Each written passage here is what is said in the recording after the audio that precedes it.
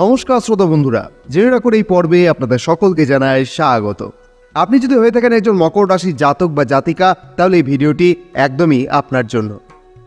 দীর্ঘ 11 মাস পর এবার স্বস্তির নিঃশ্বাস ফেলতে চলেছেন মকর রাশির জাতক জাতিকারা। আর এই সময়টিকে সুবর্ণ করে তুলছেন মঙ্গলদেব। দেবাদিদেব মহাদেবের ঘাম যখনই ভূমিতে পড়ে, তখনই সৃষ্টি হয় ভূমিপুত্র সেনাপতি মঙ্গলের। তবে এই সেনাপতি মঙ্গলের যে জন্ম, তার একটি বিশেষ উদ্দেশ্যও ছিল, কিন্তু আজকের পর্বে আমরা সেটি আলোচনা করছি না। আমাদের যে আলোচ্য বিষয়, মকর রাশির জীবনে এই মঙ্গলের প্রভাব গত 10-11 মাস ধরে খুব বেশি ইতিবাচক ফলাফল দিচ্ছিল না, এবং এখন আগামী 13ই সেপ্টেম্বর থেকে কি কি ইতিবাচক ফল আসতে চলেছে, আজকে আমরা সেই বিষয়ে আলোচনা করব, যাতে আপনি ভালোভাবে বুঝে নিতে পারেন। তবে একটা দিক সবসময় খেয়াল রাখতে হবে, আমরা যদি সময় মতো আপডেট দিয়েও থাকি, তারপরেও কিন্তু অনেক সময় আপনার কাছে সেই আপডেটগুলি সময় মতো পৌঁছাতে পারে না। তাই অবশ্যই এই চ্যানেলটিকে সাবস্ক্রাইব করে রাখবেন, বেল আইকনটাকে অল করে রাখবেন, তাহলে সবার প্রথম নোটিফিকেশন কিন্তু আপনার কাছে চলে যাবে। আজকের ভিডিওটি খুবই গুরুত্বপূর্ণ হবে, তাই খুব মন দিয়ে দেখবেন।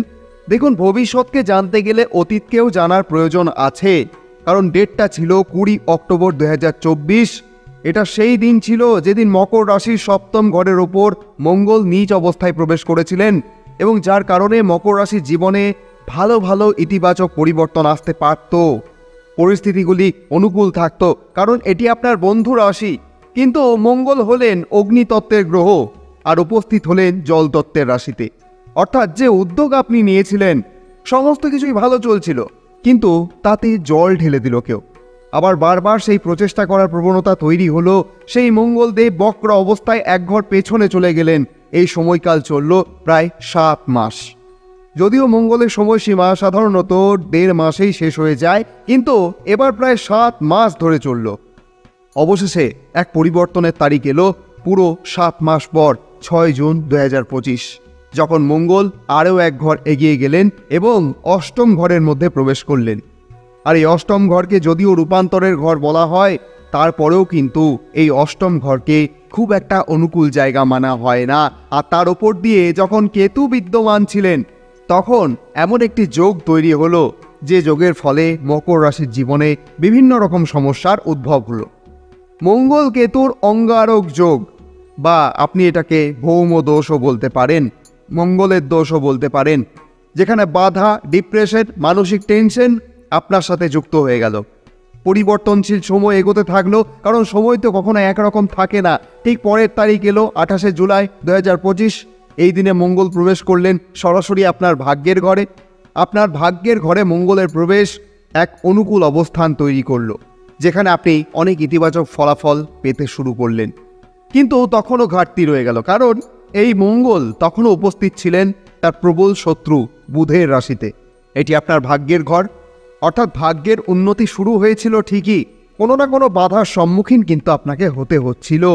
অবশেষে এমন একটা বড় পরিবর্তনের সময় শুরু হতে চলেছে আগামী 13ই সেপ্টেম্বর 2025, এবং তা চলবে আগামী 28শে অক্টোবর 2025 পর্যন্ত।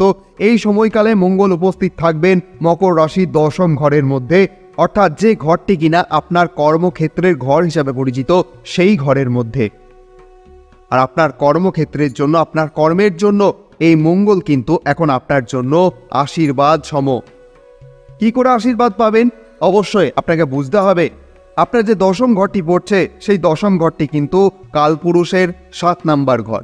আর এই 7 নাম্বার ঘরের যিনি অধিপতি, তিনি হচ্ছেন গুরুশ্রেষ্ঠ শুক্র।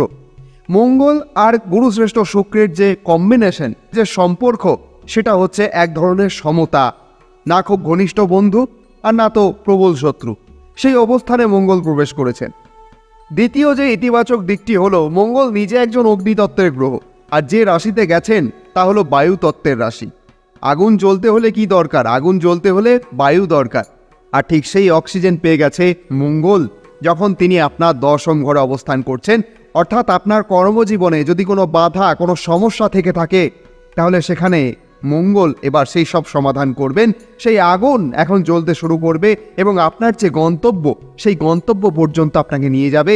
কর্মক্ষেত্রে যদি কোনো অশান্তি বা বাধা ছিল, তা আপনি অতিক্রম করতে পারবেন, কারণ মঙ্গলকে সেনাপতি বলা হয়। আর এখন সেই সেনাপতি উপস্থিত রয়েছেন আপনার কর্মক্ষেত্রের ঘরে। কিন্তু কথা এখানেই শেষ নয়। মঙ্গলের 3টি বিশেষ দৃষ্টি রয়েছে, অর্থাৎ আপনার আরও 3টি ঘরে কিন্তু মঙ্গলের প্রভাব পড়তে চলেছে। কোন কোন সেই ঘর?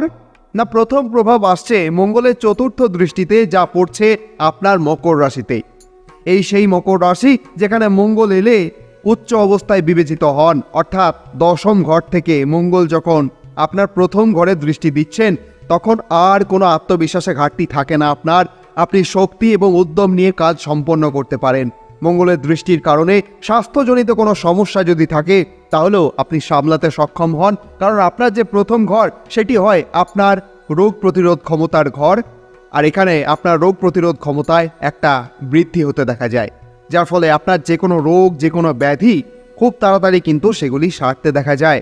অথবা আপনার যদি চিকিৎসা চলছে, তাহলে সেই চিকিৎসাতেও কিন্তু উন্নতি ঘটতে দেখা যায়।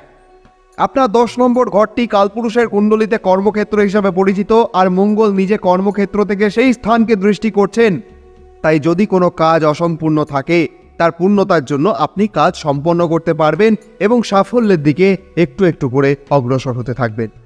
আবার এই মঙ্গলের যে পরের দৃষ্টি, সেটি হচ্ছে 7ম দৃষ্টি। এই 7ম দৃষ্টিতে তিনি নিজেরই ঘরকে দেখছেন। যখন কোনো গ্রহ নিজের ঘরে নিজেই দৃষ্টি দেয়, তখন সেই ঘরের কোনো ক্ষতি করে না।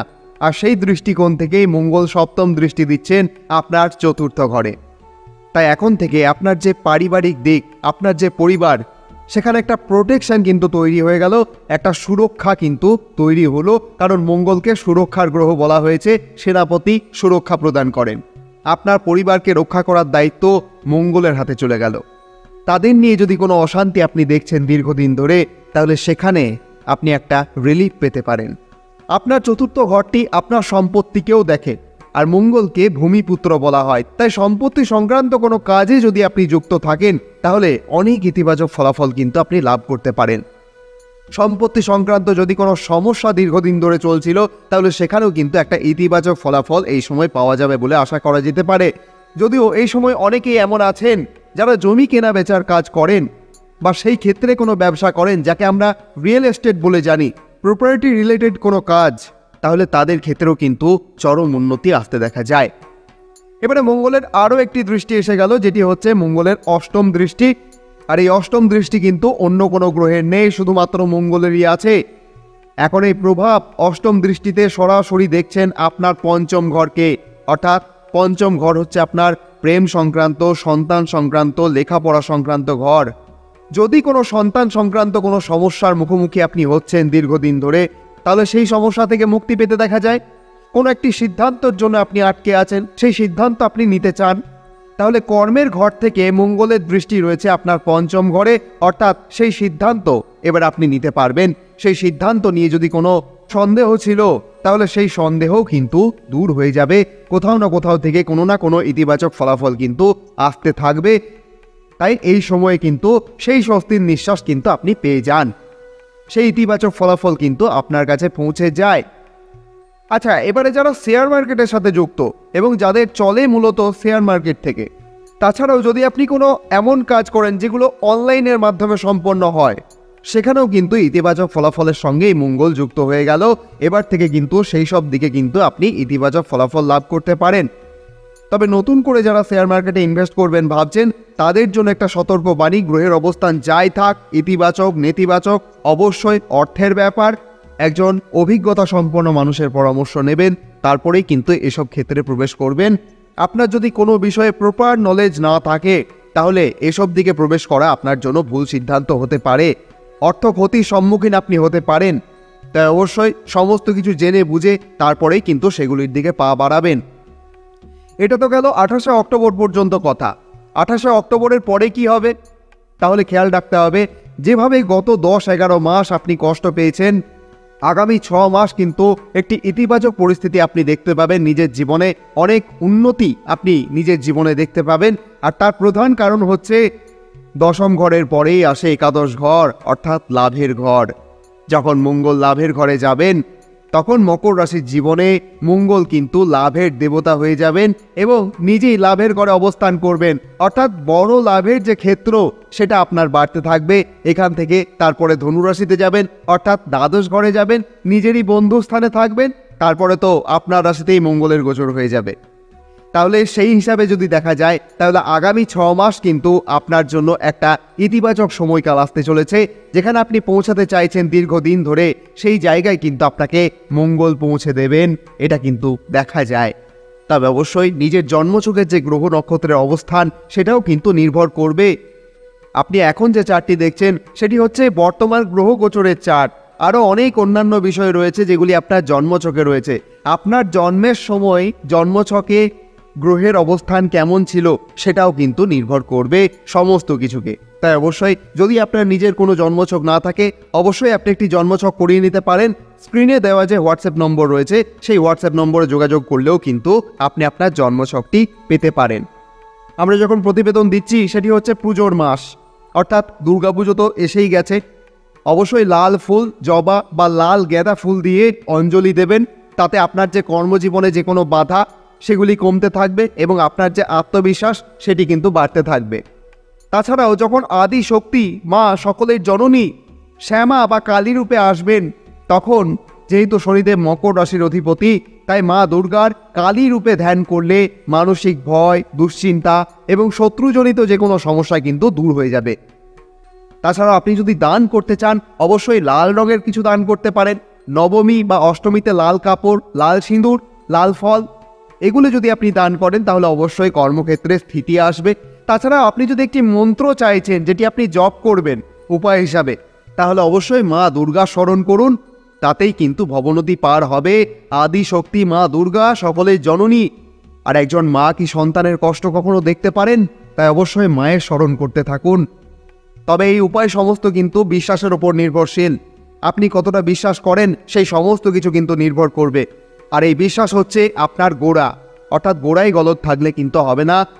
আপনার বিশ্বাসই ঠিক করে দেয় আপনার কাছে ইতিবাচক শক্তি আসছে না নেতিবাচক শক্তি আসছে। এই উপায়গুলি কিন্তু খুব শক্তিশালী উপায়। বিশ্বাসের সঙ্গে এই উপায় করার ফলে কর্মজীবনে নতুন সুযোগ আসে, ব্যবসায় লাভ হয়, পারিবারিক অশান্তি কমে যায়, স্বাস্থ্য এবং মানসিক শান্তি পাওয়া যায় এবং ধীরে ধীরে অর্থনৈতিক উন্নতি হয়। ভগবানের আশীর্বাদী হাত আপনার মস্তক স্পর্শ করুন। আপনি ভালো থাকুন, আনন্দে থাকুন, পুজো ভালো করে কাটান, এই প্রার্থনা করি। আপনি যদি এই ভিডিওটির থেকে একটু উপকৃত হয়ে থাকেন অবশ্যই কমেন্টে লিখতে ভুলবেন না জয় মা দুর্গা, হর হর মহাদেব। আজকের মতো তাহলে এখানে বিদায়, আবার কথা হবে অন্য কোনো পর্বে। ধন্যবাদ।